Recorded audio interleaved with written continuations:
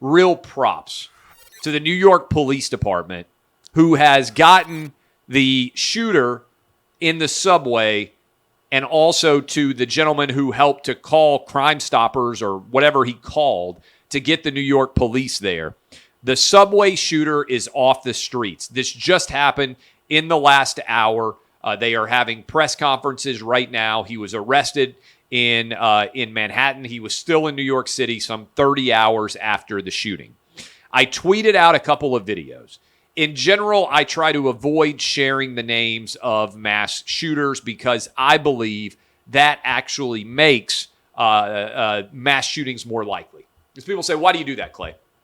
And the answer is because the data reflects that many mass shooters are doing it to try to become famous.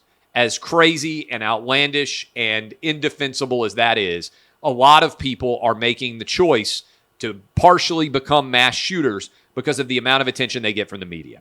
So I try not to share names very often, and I try not to share videos or anything else. But in this scenario, this guy was still at large. And so he was still a threat to so many different people based on the subway shooting that he had engaged in, that I felt like sharing information about him made sense.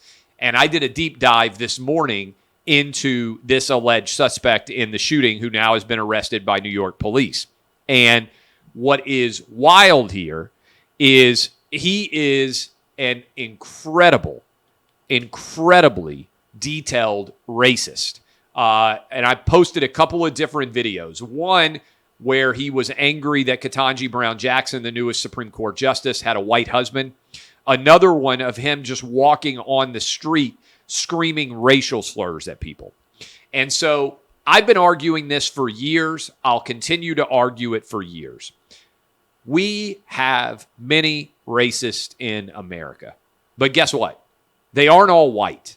There are white racists. There are black racists. There are Hispanic racists. There are Asian racists.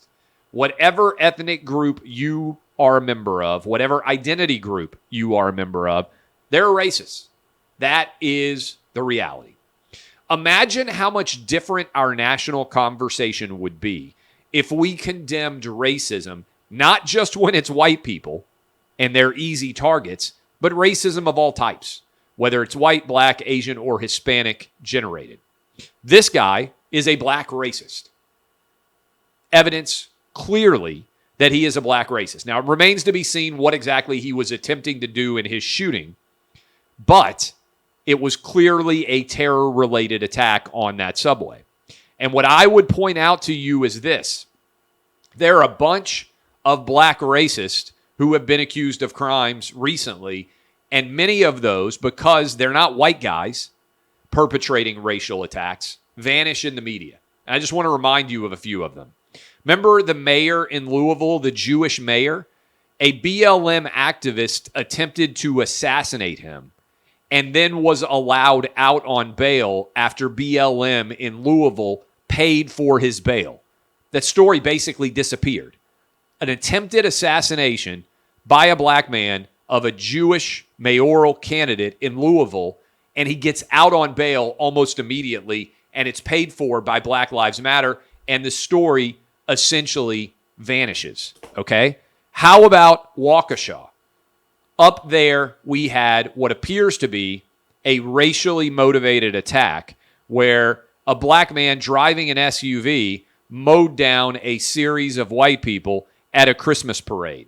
Story almost vanishes. Subway shooter. We'll see how much attention this gets. Seems to be a racially motivated, at least in some way, shooting. Certainly the shooter is a racist based on the videos that he's posted. The Capitol Police attack that led to a death of a Capitol policeman was perpetrated by a black racist. All right? Imagine how much different all of those stories are covered if a white guy is guilty of those crimes.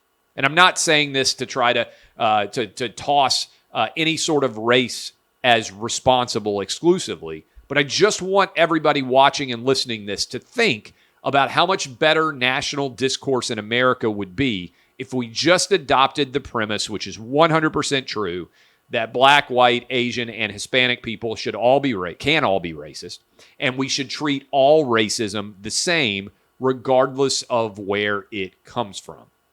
Because I think you would get a lot more white people engaged in a conversation surrounding race if it wasn't always predicated on the idea that white people are responsible for all racism in this country, which is clearly not true.